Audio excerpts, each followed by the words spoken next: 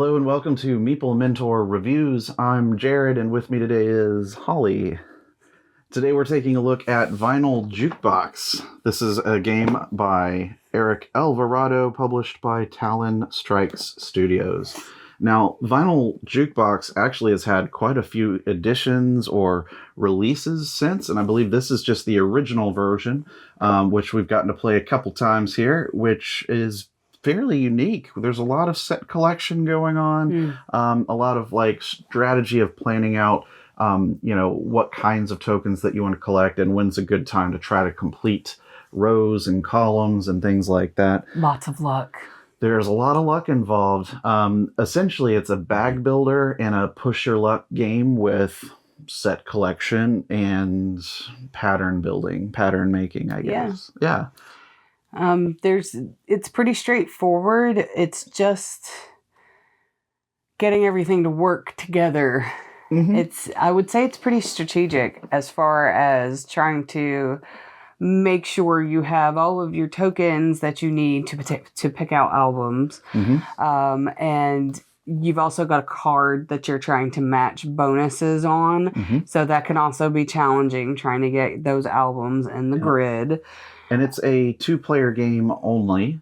It is. I did not know that. It is. And you each have your own jukebox in front of you, and you're collecting vinyl records to place in them. And you do that by spending coins, that have various... which you draw from your bag. You draw those from your bag. They're going to have a genre or a decade or A-side or B-side. Correct, yes. So you need all three represented in the coins that you spend to be able to take that record. You'll only ever have 9 at a time to choose from, and then as more, as they're bought, then new ones come off the stack. And so the records, each have one of all three of those elements, and so you can have like a country music A side with 60s or country music B side with 50s, etc. And like she said, the game gives you some strategy at the beginning with these 2 cards, scoring cards for the end game, where you get some bonuses for matching those vinyl genres in specific spaces on your jukebox. You're creating a 3x3 grid. There's also points for collecting types of either A or B sides and collecting a different or a specific kind of decade. You get more points for getting both on a single vinyl record, and there's some additional scoring that happens during the game, but as we're saying, most of this is drawing coins on your turn, and one at a time you decide to place it in the top row or bottom row of your jukebox. It's a lot of placement. Yeah, and when you have coins that match what's already out, you can choose to double up and stack it so that you can try to get some variety. Or there is a next play section where you can just sort of lay it aside and hopefully save it for another round. Right. But you can only hold 1 coin that way. There are ways to get more coins that are they call gold coins and even rival coins. The gold ones are more powerful. They have 2 elements on them as opposed to your starting coins, which only have which would one be thing. A decade and a genre. Right. And so one way to do that is you have to clean up your coin box, right? So when you spin your coins, they don't go back in your bag. They kind of sit in the coin box, and you have to take a whole turn to move all those coins in the box back to your bag, and then you get to gain 2 gold coins from whatever is available on the table.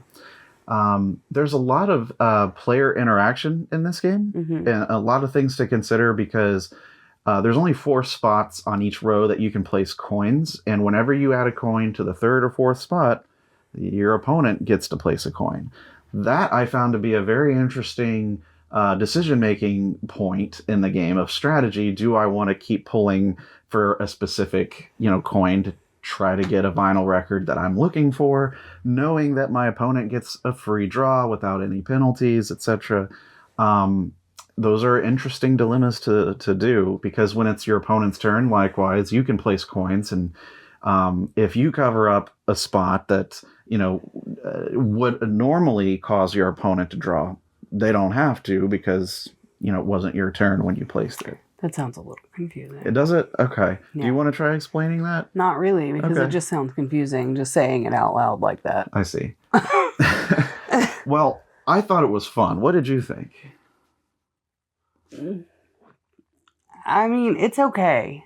I don't like to say that I don't like a game, I never like to say that I don't like a game. I like some of the elements on it. My issue is that I wasn't paying attention enough to the bonus cards. So it felt like I was playing for no reason. Okay. Well, I mean, if a big part of it is scoring those bonus cards, and if you get 3 at the beginning and you get to keep 2 of them, sometimes those 2, if the ones you keep, don't have a lot of synergy, because there's only 9 spaces, and if all those 3 spaces are taken from what's shown on your card that match the other card, then they overlap and you can't max them both out. Right. But every time you do complete a row or column, you get a chance to score other scoring tokens that you just collect. And what you collect is based on 1, 2, or 3 kinds, or 3 number of a genre, or 3 of a decade, and you can collect those scoring tokens. Those tokens, combined with what you get for your scoring card, are essentially what you get for points at the end. So yeah, if your scoring cards don't match up too well, that can be really difficult. There is that balance of, do I want to place this in this row to get this scoring token before my opponent, or do I want to put it in the space that my card's going to give it a matching point bonus? I'm not generally very big on luck games anyway, because I don't care what everyone says about probability and how it doesn't work that way. I don't have great luck. Regardless, I don't pull out the tiles that I need. I don't care how probability works. That's how it works for me. Yeah.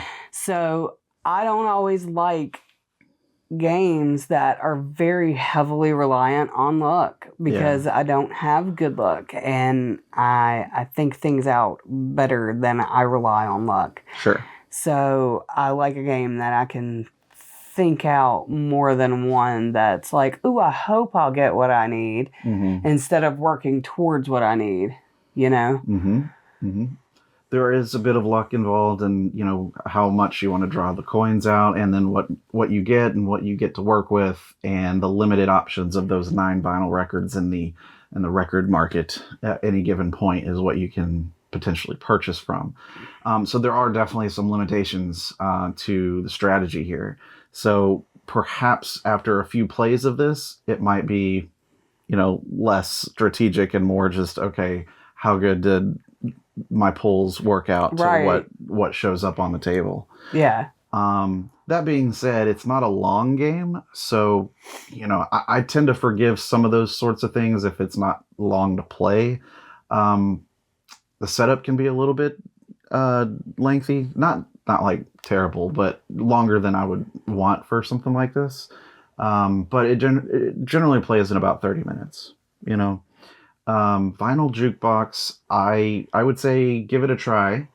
It's not a must play or a must have, but I enjoyed it. It's probably one I'll keep around for a little while, and then once I've had my fill, pass it on to someone else. I didn't hate it, but it's just okay. I didn't love it either.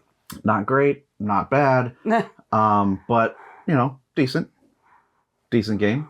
Now, we also received a Season's Greetings or Holiday Edition of Vinyl that we're going to take a look at in the next review. So stick around to see how that one plays out, because they are very different games. Very different. But there are quite a slew of Vinyl Jukebox games that have released after this one that you're welcome to take a look at. I think those play more similarly to the base game in the terms of rules and gameplay. So I think in general, it's an okay game. It's mediocre, not super great, not bad, but just sort of a little bit of this, a little bit of that, and hopefully the luck falls into play for you and you score high. Yeah. Yeah. That's really all I have to add to the game. It's cute. I mean, I like the art. It's a great idea. It's just, I don't have a very large fondness for push your luck games. Okay. Because I've never been a very lucky person. So. All right. No, thank you. Well, there you go, guys. This has been a review of Vinyl Jukebox. I've been Jared. I'm Holly. And we'll see you in the next review. Bye-bye.